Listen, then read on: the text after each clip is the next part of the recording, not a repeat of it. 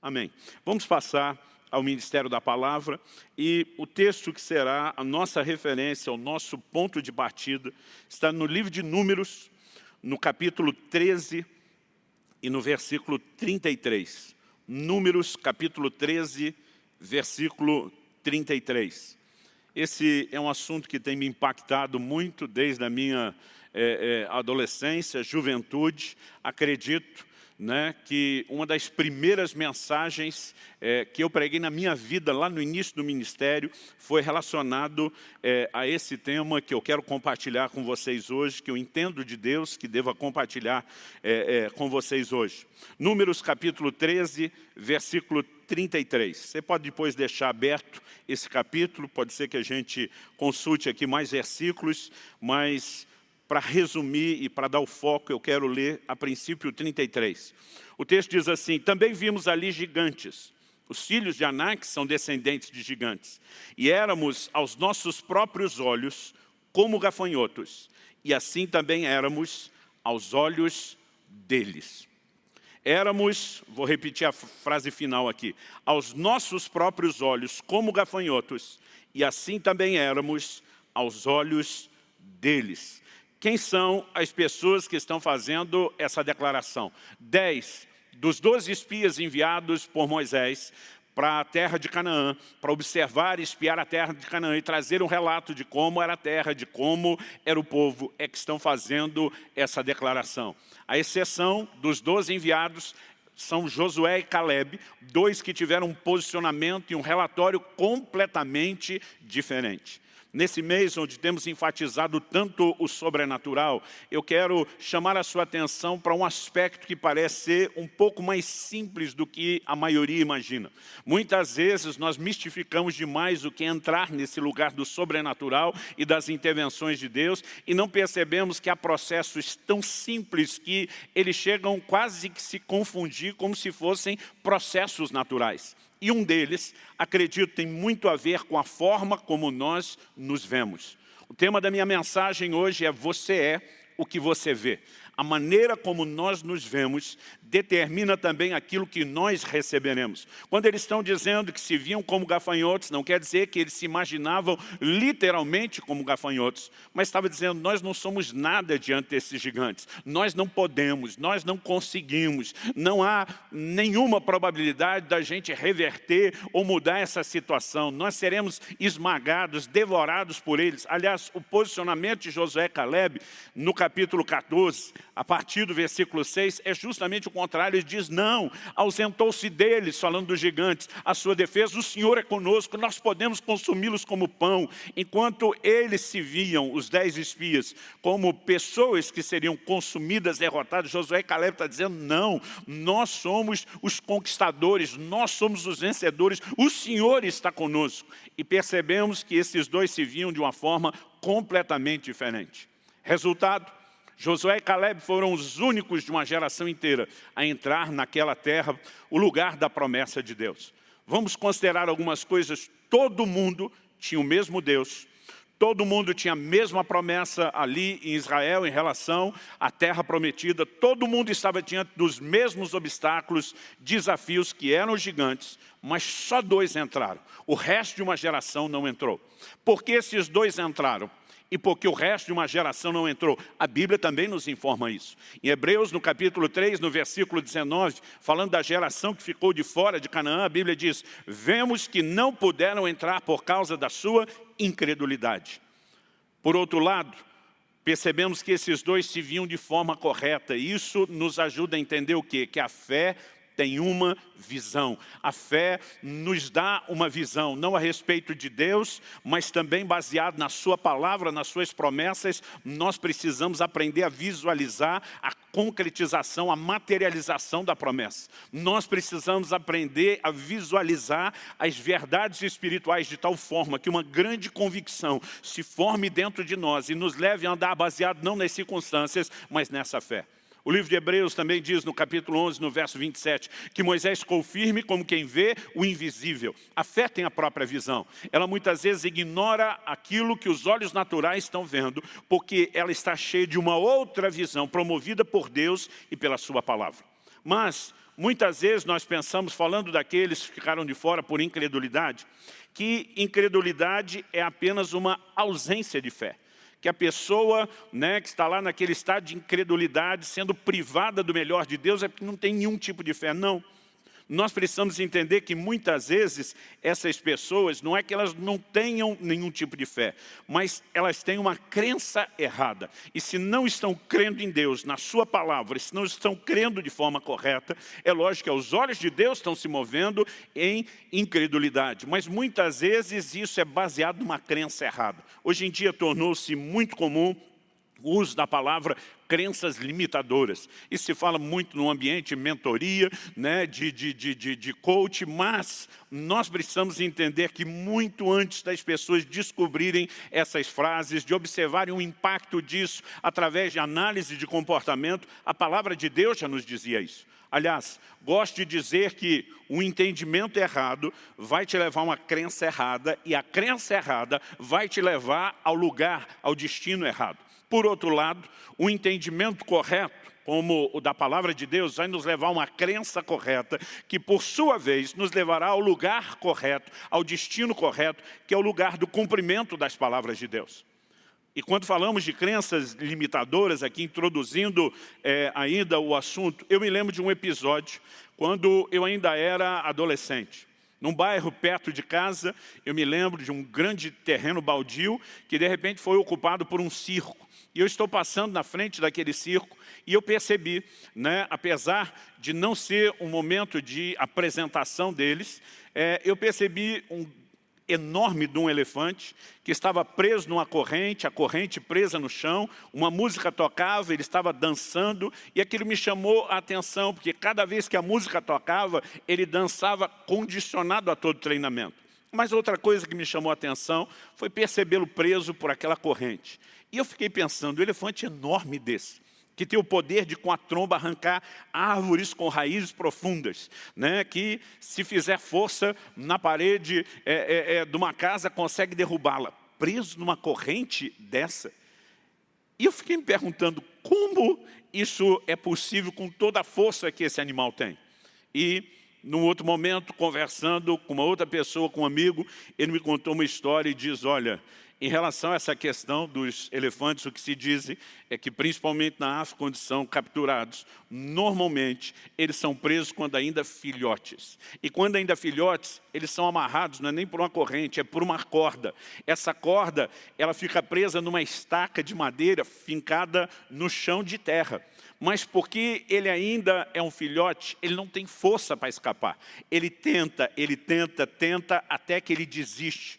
Porque de alguma forma aquele elefante acaba assimilando uma imagem interior de que esse fio que prende a minha pata não pode ser vencido. E à medida que ele cresce, ele agora tem força para arrebentar a corda, a estaca, para arrancá-la do chão, ou mesmo depois, nos grandes centros urbanos pelo mundo, como esse que eu vi, né, quebrar aquela corrente, mas ele está limitado por uma visão interior que foi assimilada. Bom, eu não quero discutir a psicologia dos elefantes, o fato é que isso tem sido visto ao longo do tempo, ao longo da história e pelo mundo, e eu quero usar isso apenas como uma ilustração. A ideia aqui é apresentarmos os princípios bíblicos que regem a nossa vida. E eu quero começar, em primeiro lugar, destacando o que eu quero classificar aqui do poder de uma autoimagem. Muitas pessoas, às vezes, ouvindo, né, a pregação do Evangelho, eu percebo que alguns têm uma resistência enorme quando usamos termos como esse, né? Falei anteriormente de crenças limitadoras, agora de autoimagem, e alguns normalmente têm uma resistência quando ouvem algumas expressões da psicologia como autoimagem. É verdade que, por um lado, até eu me incomodo de perceber, às vezes, né, eu não quero generalizar, mas em alguns casos, uma psicologização exagerada, né, quando se trata da comunicação do Evangelho. Mas, por outro lado, se queremos ter bom senso, nós não podemos, mera e simplesmente, à luz da palavra de Deus, jogar fora a constatação de algumas ciências. Então, a psicologia se baseia no quê? Na observação do comportamento humano, para simplificar, né, e falar isso numa linguagem bem leiga. E à medida que vão observando, eles reconhecem o quê? Que há determinados comportamentos, reações, que eles se repetem ao longo da história, em qualquer lugar e com qualquer tipo de pessoa, né, independente de onde moram, a raça, a cultura. Então, eles simplesmente vão fazendo essas análises e chegando a algumas conclusões. E aí nós temos alguns crentes que às vezes vão para aquele radicalismo de dizer, não, isso não é algo bíblico, isso é algo do mundo, nós não podemos aceitar. Eu me pergunto, quando se trata da lei da gravidade, um crente fica olhando e dizendo, isso é coisa do mundo, isso é secular? É claro que não, porque a própria Bíblia reconhece a lei. Não use esse nome, assim como você não vai ver a Bíblia usando a expressão autoimagem, não vai falar de lei da gravidade. Mas na Bíblia, pessoas e coisas caem, Deus estabeleceu algumas regras e cuidados a respeito disso, e nós percebemos na tentação de Jesus, lá no deserto, que o próprio diabo, né, o induz a querer se jogar do pináculo do templo, alegando que os anjos iriam segurá-lo, espiritualizando, né, uma promessa, e Jesus se posiciona e diz, não tentarás ao Senhor teu Deus. Em outras palavras, ele estava dizendo, o próprio Criador estabeleceu a lei da gravidade, não para que a gente brinque com ela, mas para que a gente a reconheça. Então, nós podemos falar a respeito, né, de outros assuntos. Semeadura e ceifa, por exemplo, não é um assunto só da agronomia. A Bíblia fala sobre isso, tanto no literal como no aspecto espiritual.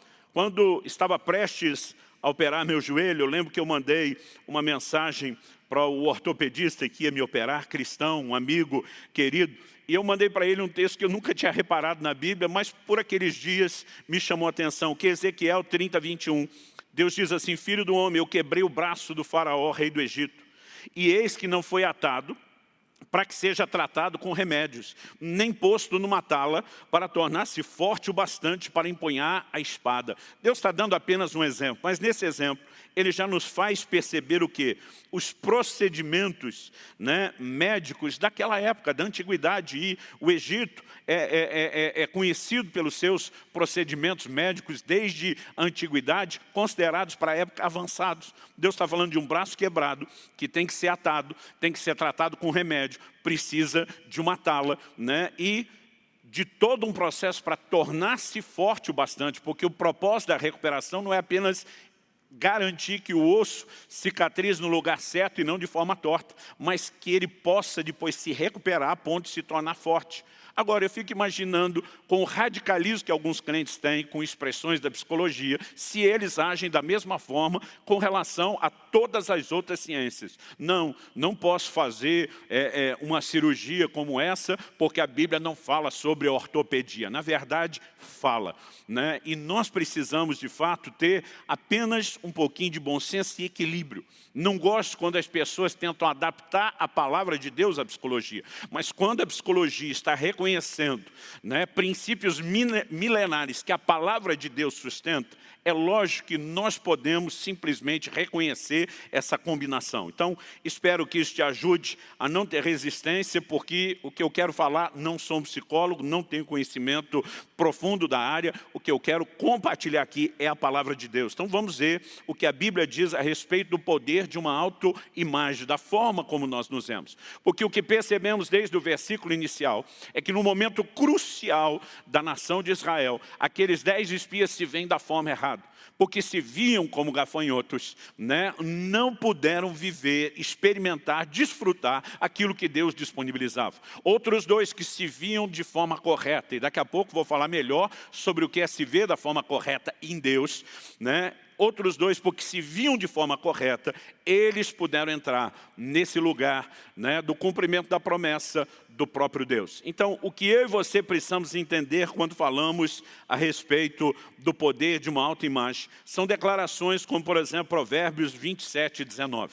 Eu vou ler em algumas versões diferentes. Vou começar primeiro na Nova Almeida Atualizada, que diz, como a água reflete o rosto, assim o coração reflete o que a pessoa é. Quando ele usa a expressão a água reflete o rosto, está falando de uma época onde a maioria das pessoas não tinha espelho. E os poucos que tinham condições, né, eles tinham espelhos feitos de bronze batido, polido, e o reflexo, apesar da pessoa poder ter algo em casa o reflexo não era assim tão perfeito. Então a maioria das pessoas tinha um único espelho, era olhar na água o reflexo do próprio rosto. Então a Bíblia está dizendo, como a água reflete o rosto, assim o coração reflete o que a pessoa é. Vou ler isso na nova tradução da linguagem de hoje. Assim como a água reflete o rosto da gente, o coração mostra o que a pessoa é.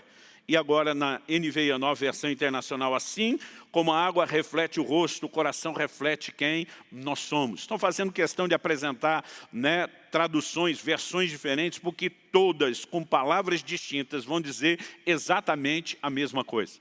O que a palavra de Deus está apresentando aqui é o seguinte: ao olhar a imagem refletida na água, estou vendo uma réplica exata de qual é o meu rosto. E a Bíblia está dizendo que o meu coração é uma réplica exata de quem eu sou. Significa o quê? Que aquilo que afeta o meu coração, afeta a minha identidade, afeta a minha forma de viver. Provavelmente seja por isso que em Provérbios, no capítulo 4, no versículo 23, a Escritura Sagrada diz, sobre tudo o que se deve guardar, guarda o teu coração, porque dele procedem as fontes da vida. Alguém disse, se você quiser macular um rio, você não precisa se preocupar em correr, né, toda a extensão do rio, tentando sujar todo o leito do rio, basta apenas contaminar a fonte, o manancial, a origem dele, e todo o restante terá sido contaminado. Estou dizendo isso porque, né, se há um lugar que afeta todas as áreas da nossa vida, é o coração. Ele é esse manancial, ele é o lugar onde a palavra de Deus está dizendo sobre tudo o que se deve guardar. Não é a única coisa. Somos orientados a guardar muita coisa. O livro de Apocalipse diz, guarda o que tens para que ninguém tome o que é teu. Nós precisamos ter a responsabilidade de cuidar de coisas preciosas, mas a Bíblia está dizendo, de tudo que você tem que guardar, tem uma coisa que você tem que preocupar mais do que as outras. Guarda o teu coração, porque dele procedem as fontes da vida. Deus não está falando de guardar o coração apenas no sentido de não ter emoções ruins. Nós precisamos entender que isso começa a partir das nossas crenças, a partir das nossas convicções. Porque aquilo que afeta o coração acaba nos definindo. E algumas dessas coisas que entram no coração, sejam sentimentos, né, sejam crenças, elas entram de que forma? Através de imagens e percepções que nós vamos criando não só de pessoas, mas de circunstâncias e de acontecimentos. Aliás, Provérbios ainda diz no capítulo 23 e no versículo 7, porque assim como imagina em sua alma, assim ele é. A Bíblia está dizendo que assim como uma pessoa imagina, assim como ela visualiza, ela é. Aquilo que vemos define aquilo que nós nos tornamos. Ou, como eu disse inicialmente, dando o tema da mensagem, você é aquilo que você vê. A palavra de Deus nos mostra essa verdade. Quem somos? Ou quem seremos ao longo da caminhada? Seremos gente que simplesmente se vê como gafanhoto e não avança para o lugar do cumprimento da palavra de Deus? Ou seremos gente como Josué e Caleb, que porque conseguem visualizar a materialização da promessa divina, eles dizem, não, ausentou-se deles a sua segurança, o Senhor está conosco, nós vamos conquistá-los. Nós precisamos entender a importância do tipo de visão que criamos. Bom, definido aqui o poder de uma autoimagem a partir da própria palavra de Deus, eu também quero destacar o seguinte, né? Em segundo lugar, quero trabalhar a ideia aqui de que não podemos ir a extremos. Mas antes mesmo de explorar isso melhor, a pergunta a ser feita é, como corrigir uma autoimagem errada? E a resposta para mim é uma só, pelas Escrituras Sagradas, pela palavra de Deus, pela Bíblia. Porque há conceitos positivos sobre autoimagem que não são necessariamente bíblicos. Pelo contrário, muitos são antibíblicos. Um exemplo disso, o humanismo, que destaca que o homem é bom. Você pode, você consegue, mas tudo focado no homem e na habilidade humana. Nós não cremos nisso. Quando vemos Josué e Caleb se destacando, eles não dizem apenas, não, nós não somos gafanhotos, nós somos bons pra caramba. Não é esse o discurso. Ele diz acerca dos gigantes, ausentou-se deles a sua segurança, mesmo sendo do gigante.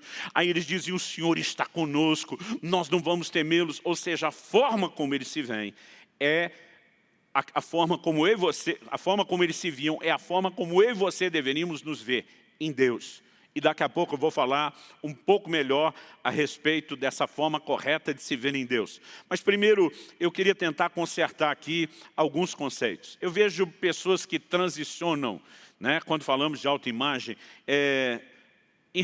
transicionam nos polos, nos extremos. Percebo alguns que têm uma autoimagem péssima, negativa. Não, eu só sou um gafanhoto, eu não sou nada, eu não sou ninguém. Mas, às vezes, eles justificam esse discurso em nome da humildade. Muitas vezes, como pastor, eu vejo a reação das pessoas quando estamos corajando. Gente, vamos trabalhar, vamos falar de Jesus, vamos evangelizar, vamos ganhar alma para o Senhor, vamos ajudar a cuidar delas por meio do discipulado, né? Encorajando alguns para liderar em célula. Nós trabalhamos aqui com grupos pequenos nas casas e às vezes alguns reagem, não, pastor, eu não posso, eu não sou nada, eu não consigo, eu não... Mas diferente de alguns que estão apenas falando, olha, eu só sou limitado, alguns ainda querem mascarar esse discurso com uma imagem de humildade, né? E eu percebo que eles estão extremamente equivocados a respeito de humildade. Porque na cabeça de muita gente, o conceito de humildade virou autodepreciação. Então parece que quanto mais eu me deprecio, quanto mais eu me diminuo, né? Quanto mais eu desfaço de mim mesmo, mais humilde eu sou. Aliás, seguindo essa linha de pensamento, e eu quero te mostrar que a maioria de nós, de um jeito ou de outro, pensa nisso. Nenhum de nós aceitaria uma pessoa dizendo que é humilde. Se alguém se posicionasse diante da gente e dissesse, olha, vou te dizer uma coisa, sou humilde, a gente já ia pensar, não é porque está falando que é.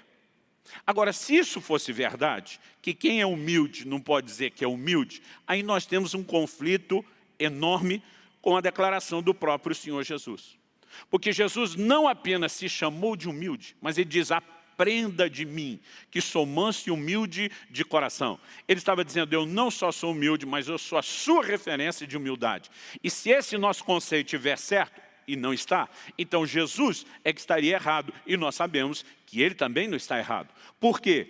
Porque se ser humilde é depreciar-se, né? E a pessoa não pode nem dizer que é, Jesus já estaria falhando nisso. Há uma frase do grande escritor C.S. Lewis que diz o seguinte, humildade não é pensar menos de si mesmo, é pensar menos em si mesmo. Qual a diferença? A diferença é que você não se diminui, né? Você não se rebaixa, você não se deprecia, você apenas sai do centro. E nesse sentido, nós olhamos para o exemplo de humildade de Jesus e percebemos o quanto essa frase é verdadeira.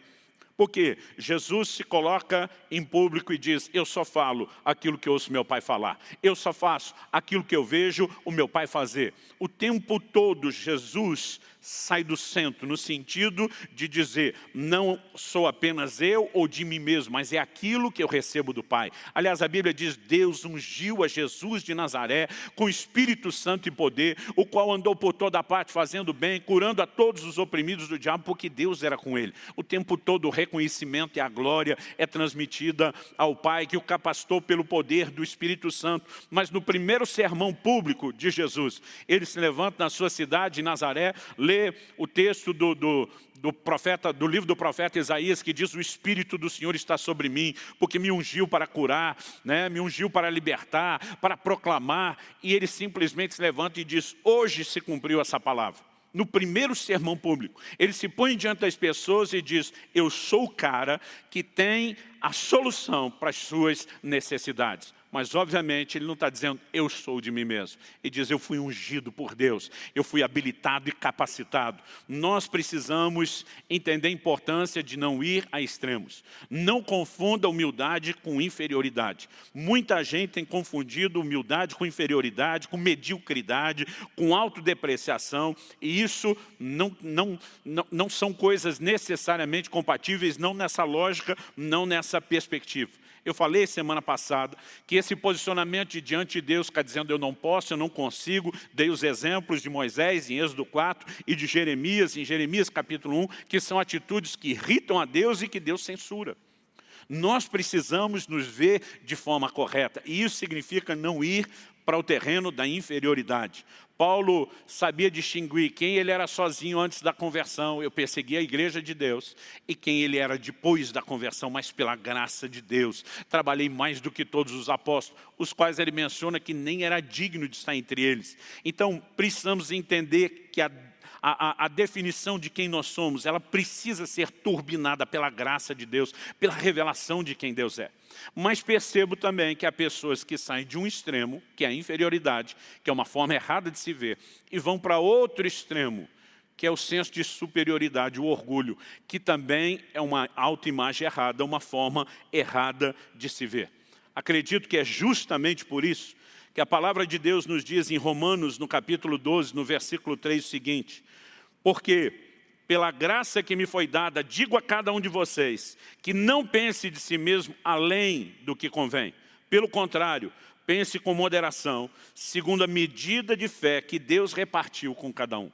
Eu gasto 2 capítulos inteiros no meu livro Revelação, o caminho para a realização, para falar, né, desses extremos. Não pensar aquém do que convém, inferioridade, e não pensar além do que convém, superioridade. Quando ele fala de moderação, existe um ponto de equilíbrio. Onde está o ponto de equilíbrio?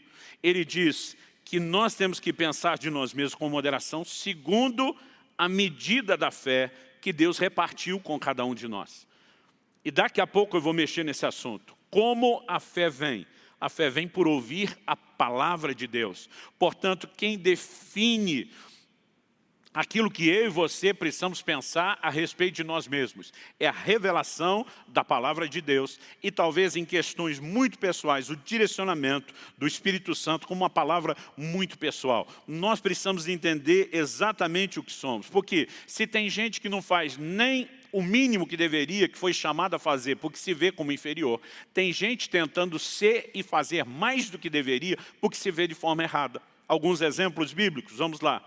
Em Apocalipse, no capítulo 2, no versículo 2, o Senhor se dirige ao anjo, ao mensageiro da igreja de Éfeso, e ele começa de cara dizendo o seguinte: sei que você não pode suportar os maus, e que pôs à prova os que se declaram apóstolos e não são, e descobriu que são mentirosos. Olha o que Deus está dizendo. Você colocou à prova gente que está dizendo que é apóstolo sem ser. A pergunta é, por que alguém diria que é apóstolo sem ser? Em primeiro lugar, se os crentes daquela época, do início da igreja, acreditassem que só havia 12 apóstolos do Cordeiro e mais nenhum, não tinha que colocar à prova nenhum outro, diferente dos 12 falando isso. É lógico que o ministério apostólico era abrangente. Além dos 12 apóstolos do Cordeiro, incluindo, né, Matias, o substituto de Judas, nós temos outros, são chamados de apóstolos, Paulo, Barnabé, vários outros no Novo Testamento. Então, eu reconheço, né, que haviam muitos ministérios que se classificavam como apóstolos. O problema é que alguns foram levantados por Deus para ser apóstolos e outros apenas queriam ser isso. Apenas achavam que era o lugar que deveria ocupar. Agora, Deus está dizendo, você colocou eles à prova e os achou mentirosos. Em outras palavras, Deus está dizendo, nem eu reconheço eles apóstolos. Deus está dizendo, não fui eu que estabeleci. Foi eles que quiseram se reconhecer como tal. E como alguém chega a esse ponto? Porque simplesmente pensou de si o que não devia. Pensou de si aquilo que Deus não definiu. Aliás, em 2 Coríntios, no capítulo 10, no versículo 13, eu vejo o cuidado do apóstolo Paulo em relação ao exercício do seu ministério, que é externado num comentário que ele faz aos Coríntios. 2 Coríntios 10, 13 diz assim, nós, porém, não nos gloriaremos além da medida, mas respeitamos o limite da esfera de ação que Deus nos demarcou e que se estende até vocês. Paulo está dizendo, existem alguns limites a serem respeitados. Um deles é uma esfera de ação. Deus está dizendo, Paulo está dizendo, no caso de vocês, vocês estão dentro da esfera de ação, Deus nos enviou até vocês, vocês são parte do campo de trabalho. Mas Paulo está dizendo o seguinte, que Deus não queria em todos os lugares. Nós precisamos entender que mesmo o chamado para o ministério envolve determinados limites. Alguns estabelecem um limite muito cedo, onde nem Deus colocou. Agora, outros extrapolam limites que o próprio Deus estabeleceu. Portanto, quando a gente fala a respeito, né, de uma autoimagem correta, não é apenas você melhorar a maneira de se ver. Alguns turbinado por outros pensamentos, por incentivo de pessoas, por aquilo que não procede de Deus, passaram a acreditar que eram algo que não eram. Então, nós precisamos, de fato, ter esse cuidado. E como nós conseguimos viver nesse lugar de cuidado? E aqui eu quero terminar falando, né, a respeito da palavra de Deus e do que ela declara a nosso respeito. Mencionei anteriormente que, assim como, né, a água reflete a imagem do rosto, o nosso coração reflete quem nós somos, e é o nosso coração que tem que ser cheio da palavra de Deus. A fonte, o manancial. O primeiro versículo da Bíblia que minha mãe me fez decorar quando eu tinha 4 anos de idade foi: escondi a tua palavra no meu coração para não pecar contra ti. Porque quando você afeta o coração, a fonte da vida, isso vai afetar completamente aquilo que você é e aquilo que você faz. E esse depósito da palavra não apenas nos ajuda a não pecar, mas nos ajuda a nos enxergar de forma correta. Eu acredito, né, que eu e você precisamos compreender isso. Eu quero ler um texto do livro de Tiago, Tiago capítulo 1, dos versículos 22 até o 25. O texto sagrado diz assim: tornai-vos, pois, praticantes da palavra e não somente ouvintes, enganando-vos a vós mesmos. Há um relacionamento com a palavra de Deus onde nós podemos nos enganar. Tem gente que nem ouve a palavra, está totalmente enganado. Tem gente que ouve e não pratica, ainda está num nível de engano. Ele continua e diz o seguinte: porque se alguém é ouvinte da palavra e não praticante, assemelha-se ao homem que contempla num espelho o seu rosto natural, pois assim mesmo se contempla e se retira e para logo se esquece de como era a sua aparência. Mas aquele que considera, que presta atenção atentamente na lei perfeita, a lei da liberdade, e nela persevera, não sendo ouvinte negligente, mas operoso praticante, esse será bem-aventurado no que realizar.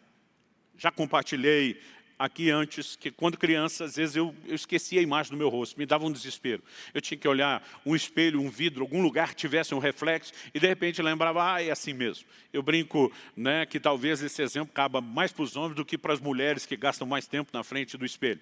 Mas isso, embora tenha acontecido com mais frequência na infância, eu já percebi, né, mesmo depois da fase adulta, outros exemplos. Me lembro de uma ocasião que nós, os pastores aqui, compõem o presbitério da igreja, fizemos um voto de consagração e nisso decidimos, né, todo mundo raspar cabelo, barba.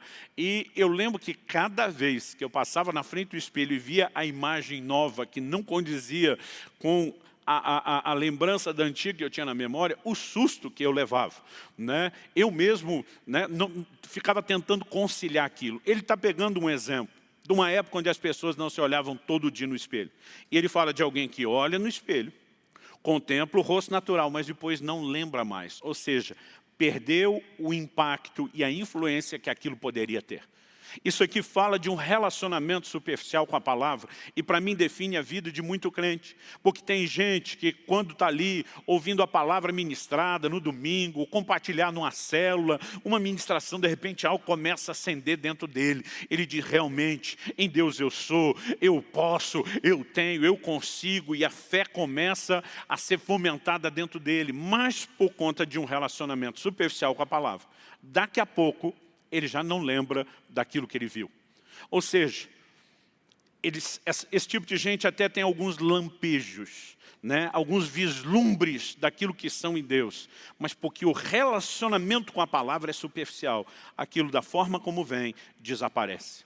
Só há um único remédio para que eu e você de fato possamos enxergar a nossa verdadeira identidade. É um relacionamento sério, profundo, contínuo com a palavra de Deus.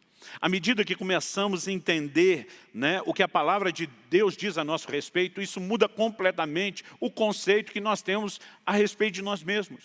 Como uma pessoa pode olhar para si e pensar, eu não sou nada, eu não sou ninguém, eu não tenho valor, servindo a Deus, e declarando que a palavra de Deus é a verdade. Como não tem valor? Romanos capítulo 8, versículo 32, diz que se Deus não poupou nem mesmo ao seu próprio Filho, antes o entregou por amor de nós, que é o que Ele tinha de melhor, como não nos dará juntamente com Ele, com Cristo, todas as coisas? A Bíblia está dizendo, crente, que Deus te amou, deu o que tinha de melhor, está disposto a fazer qualquer loucura por você. Como você não tem valor? Muitas vezes esse tipo de crença limitadora, proveniente de uma autoimagem errada, é falta de entendimento bíblico. Não, pastor, é que a sua história é diferente, eu fui rejeitado pelos meus pais. Davi declara no Salmo 27:10, ainda que o meu pai ou a minha mãe me desamparem, o Senhor me acolherá. Quem entende o seu valor diante de Deus, sabe que mesmo que as pessoas à sua volta não deem valor, isso não muda a forma como ele enxerga o seu próprio valor aos olhos do Criador. Nós precisamos de um relacionamento com a palavra que nos ajude a compreender quem de fato nós somos. E de tal forma esse relacionamento com a palavra aconteça, com seriedade, com continuidade, com profundidade, né? Com a coerência de dizermos, se a palavra de Deus diz, a gente não apenas ouve, a gente faz, a gente anda nisso, a gente cumpre esse propósito. Isso vai fortalecendo essa convicção e ela não será roubada de nós. A palavra de Deus diz no livro de Amós, no capítulo 3, no versículo 3, a palavra de Deus diz o seguinte: como andarão dois juntos, se não estiverem de acordo? Como eu posso imaginar que eu posso caminhar com Deus e Deus fala algo a respeito de mim, mas eu não concordo com Ele, eu não acredito nele, eu não acho que Ele está certo e eu penso outra coisa a respeito de mim? Não faz o menor sentido eu e você tentarmos caminhar dessa forma e dessa maneira. Agora observe, quando a palavra de Deus diz sobre pensar de si com moderação, de acordo com a medida da fé, eu quero lembrar o que é que define a medida de fé. Romanos 10:17 diz que a fé vem por ouvir e ouvir a palavra de Deus. Essa moderação de não pensar mais, de não pensar menos, de nos ver corretamente, ela é produzida pela palavra de Deus. Agora, diferente de algo como o humanismo que fica tentando dizer você é bom em si mesmo, o Evangelho diz não, o homem é ruim, o homem é pecador, o homem é falho, é imperfeito, é incompleto, mas por causa da manifestação da graça de Deus, por causa das promessas que recebeu, por causa da ação do Espírito Santo, o homem pode viver num lugar diferente. Nós estamos vivendo tempos onde o Evangelho está se tornando antropocêntrico. O homem se torna cada vez mais o centro. E nós precisamos voltar a esse lugar de um Evangelho como era desde o início, cristocêntrico. Agora, Paulo diz Cristo em nós, o tempo todo em Cristo, nele, com Ele. E é isso o fator, né, de diferença. Esse é o diferencial, é nós nos vemos em Deus. Então, na semana passada, domingo passado, eu falei aqui de Joel 3:10, quando Deus diz, diga ao fraco, eu sou forte. Deus não está dizendo, você não é fraco, é forte. Deus está dizendo, você é fraco mesmo. Deus está chamando e classificando de fraco, diz, diga o fraco. Porque, em outras palavras, Deus está dizendo, é isso que você é sozinho. Mas quando Deus diz, diga o fraco, eu sou forte, Deus está dizendo, muda o seu discurso, porque você não está mais confinado à sua própria limitação. O verso anterior fala, proclamem guerra santa, suscitem, despertem os valentes. Deus está falando de arregimentar soldados para a guerra. Deus está dizendo, a partir do momento que você é fraco, é alistado no meu exército, você não vai mais lutar sozinho, não é a sua luta, agora você vai lutar com a minha força. Então mude o seu discurso, porque agora você está andando comigo. É a respeito disso que estamos falando. Não tento exaltar aqui habilidades ou capacidades humanas, porque apesar de Deus, desde o início da criação, ter colocado em nós um bom depósito, não há como negar o estrago, né, que o pecado fez e as nossas limitações. Mas há um lugar onde eu e você podemos entrar, de nos ver em Deus. Eu quero caminhar aqui para a conclusão, falando a respeito da história que James Aggrey, político e educador de Gana, país da África Ocidental, que teve uma grande contribuição, né, no processo que os levou à independência. Uma história que ele contou numa reunião de lideranças populares em 1925, para inspirá-los a se deixarem, a deixarem de se ver como fracos e inferiores. Um pensamento que, principalmente, a dominação dos brancos no continente africano tinha por muito tempo tentado produzir. Para ajudá-los nessa reforma, nessa mudança de pensamento, ele contou uma parábola, uma ilustração. E diz que um camponês achou um filhote de águia e acabou criando ela num galinheiro. Anos depois apareceu um naturalista e começa a discutir, né, com aquele camponês, dizendo: isso é uma águia, isso não é uma galinha. Ele diz: não, a águia era quando encontrei, ela se tornou uma galinha no convívio. O naturalista bate o pé, quer provar que não, que ele está errado, porque o camponês está dizendo: ela deixou de ser águia há muito tempo. E ele pega aquela águia e joga para cima, tentando ver a reação dela, se voaria, e ela simplesmente só bate as asas para aterrissar como uma galinha. Ele sobe no alto do celeiro, repete o gesto, e a águia repete também o gesto, agindo como galinha. Mas nessa história ele diz que ele não desistiu, e esse naturalista subiu no alto da montanha. Chegou num penhasco, fez com que ela olhasse o sol e disse: você é uma águia, não é galinha. E jogou ela daquela grande altura. Então ela se debateu no início como quem fosse apenas, né, aterrissar. E provavelmente, por conta da altura, o instinto, algo foi provocado e ela começou a voar. Ele conta essa história para concluir dizendo: nós fomos criados, falando àqueles camponeses, nós somos criados à imagem e semelhança de Deus. Mas houve pessoas que nos fizeram pensar como galinhas. Muitos de nós ainda acham que somos efetivamente galinhas, mas nós somos águias. Abramos as asas, voemos como águias. Jamais nos contentaremos com os grãos que nos jogarem aos pés para ciscar.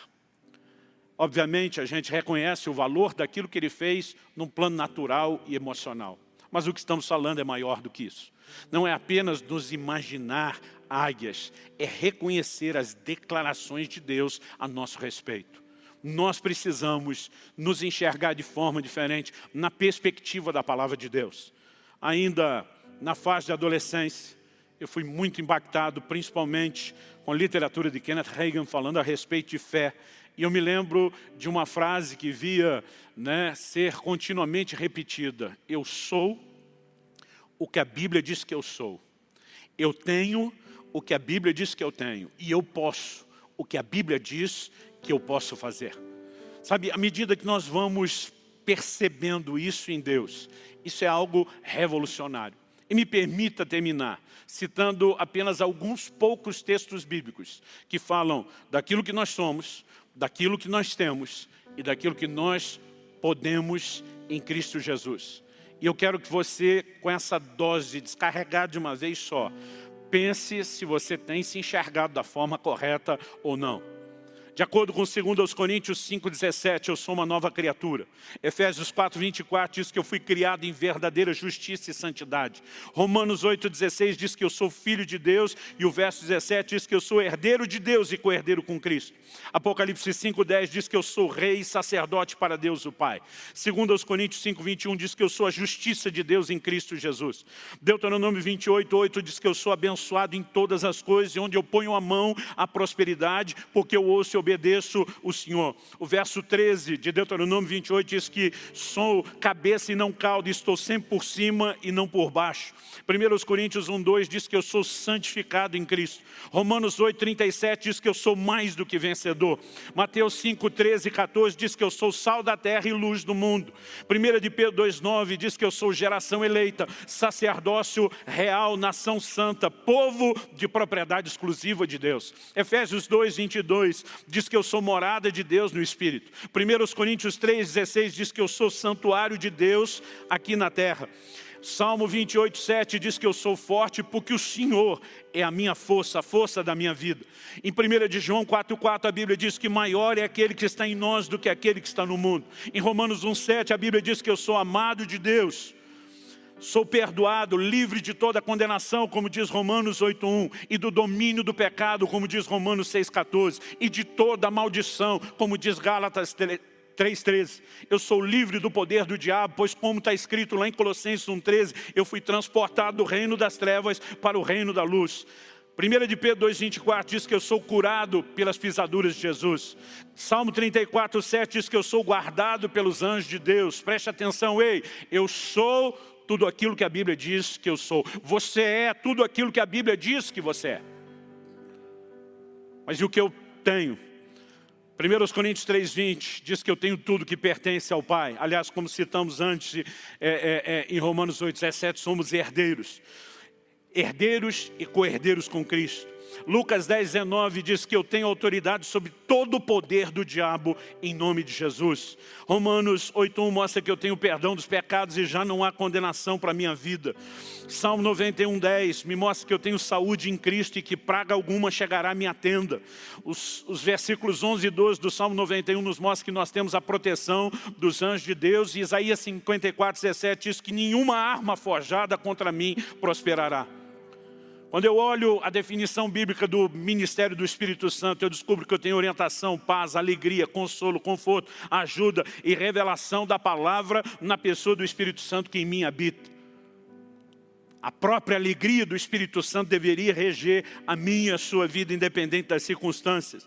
Abacuque 3:19 diz que eu tenho pés de costa e ando nos meus lugares altos. Atos 1:8 diz que eu tenho poder para testemunhar de Cristo. Marcos 16:17-18 fala que em nome de Jesus eu vou expelir demônios e curar enfermos. 1 de Pedro 3:12 diz que eu tenho as minhas orações ouvidas, porque os ouvidos do Senhor estão atentos às minhas súplicas. E Tiago 5:16 diz que muito podem por sua eficácia as minhas súplicas, porque eu sou um justo, algo que a Bíblia também diz que eu sou. Em 1 Coríntios 15:57, eu reconheço que a palavra de Deus diz que eu tenho vitória em todas as áreas da minha vida, por meio de Jesus, meu Senhor. Segundo aos Coríntios 3:17 diz que eu tenho liberdade no Espírito. João 10:10 diz que eu tenho vida em abundância. Romanos 5:5 diz que eu tenho o amor de Deus sendo derramado no meu coração pelo Espírito Santo. 1 de João 5:3 diz que eu tenho a vida eterna. Efésios 1:3 diz que eu tenho toda a sorte de bênçãos nas regiões celestiais em Cristo Jesus. O Salmo 28:8 diz que eu tenho a força do Senhor. Eu tenho tudo aquilo que a Bíblia diz que eu tenho. Você tem tudo aquilo que a Bíblia diz que você tem. E resumindo o que eu posso, Romanos 5:17 diz que eu posso reinar em vida. Marcos 16, já mencionei isso, diz que eu posso orar pelos enfermos e cativos e testemunhar com poder, porque o Senhor confirmava a palavra deles com sinais. Eu posso exercer autoridade sobre demônios e circunstâncias, pisar em serpentes e escorpiões e nada me fará dano algum. Lucas 10:19. Eu posso amar. Romanos 12:10 fala sobre nos amarmos mutuamente. Eu e você podemos andar em amor, é uma declaração bíblica. Perdoar mutuamente, como diz Colossenses 3:13. Eu posso em tudo dar graças, como diz 1 Tessalonicenses 5:18. Eu posso viver em saúde, segurança e liberdade. Aliás, de acordo com Mateus 18, de 18 a 20, eu posso ligar e desligar na terra em concordância com outros cristãos e será ligado e desligado no céu. De acordo com 1 de João 5:4, eu posso vencer o mundo através da vitória que vence o mundo, que é a minha fé. De acordo com 1 de João 5:14 e 15, eu posso pedir o que quiser, segundo a vontade, revelada na palavra de Deus, segundo a vontade de Deus, e me será feito. De acordo com Tiago 1:12, eu posso vencer a provação. Com 1 aos Coríntios, capítulo 10, versículo 13, de acordo com isso, eu posso vencer a tentação. E como Paulo diz em Filipenses 4:13, eu posso todas as coisas naquele que me fortalece. E isso não é apenas realização. Ele diz, eu aprendi a viver contente em toda e qualquer situação. Ele diz, eu sei enfrentar fartura, eu sei enfrentar escassez, eu posso enfrentar qualquer tipo de circunstância, mesmo dias difíceis como este de pandemia, porque o Senhor me fortalece. Eu posso, porque Deus me fortalece. Não se trata de ser bom, não se trata, do homem ser melhor ou diferenciado, se trata do Deus que está em nós. Se trata do fato de que aquele que está em nós é maior do que aquele que está no mundo. E mesmo quando eu e você estamos diante de circunstâncias desfavoráveis, como aqueles espias, como a nação de Israel estava quando descobre a alta estatura do povo que habitava em Canaã, nós podemos nos agarrar a uma promessa, aquilo que Deus falou a respeito de nós, e podemos chegar a uma única conclusão e nos mover numa única convicção. Realidade não é aquilo que meu olho natural vê. Realidade é o que Deus diz a meu respeito, é o que Ele fala a respeito de mim. E ao longo de toda a história, não só nos exemplos bíblicos, pessoas que se veem corretamente em Deus, se tornam exatamente aquilo que elas veem. Mas o ser aquilo que vemos, infelizmente é verdade para quem também se vê de forma errada. E eu não estou aqui para te apontar o dedo, para fazer nenhuma acusação pelo fato de talvez você não estar se vendo como deveria. Ah, pastor, mas não sei se esses textos são realmente assim. É exatamente o que está escrito. Nós podemos trabalhar a ideia de que algumas aplicações que não são tão absolutas e generalizadas em um caso ou outro, mas qualquer coisa diferente disso é incredulidade, é dizer a Deus que a palavra dele não é a verdade, e nós não podemos aceitar isso. Há uma maneira diferente de nos vermos e de vivermos, determinada pela palavra de Deus e pela revelação correta de quem somos. Então, como eu disse antes, a ideia aqui não é acusar ninguém que não está se vendo como deveria, é te ajudar a passar a se ver como você deveria se ver. Volte à palavra de Deus. Volte à palavra de Deus. Nós precisamos ler a Bíblia não apenas buscando conhecimento e informação. Ela é a fonte da nossa revelação, ela alimenta a nossa fé, ela é alimento para o nosso espírito, ela restaura a nossa mente, a nossa forma de pensar.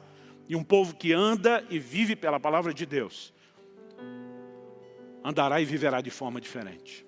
Você é aquilo que a Bíblia diz que você é. Você tem aquilo que a Bíblia diz que você tem. E você pode aquilo que a Bíblia diz que você pode. Eu quero terminar orando com você. Pai, eu oro que o Espírito Santo, o Espírito da verdade, traga luz, revelação, entendimento da Tua palavra. Abre os nossos olhos, ó Deus, para entender onde estamos. Ajuda-nos, por meio daquela aplicação personalizada que só o Senhor pode fazer, a nos movimentar em direção ao lugar onde deveríamos estar em Deus. A uma volta à palavra, a uma percepção correta, Pai. Eu oro por renovação da mente, eu oro por mudança de pensamento, eu oro de fato por essa revelação de Deus que nos leve a uma revelação de nós mesmos e que afete não apenas a nossa identidade, como também a nossa produtividade. Eu clamo por isso em nome de Jesus. Em nome de Jesus e para a glória de Deus.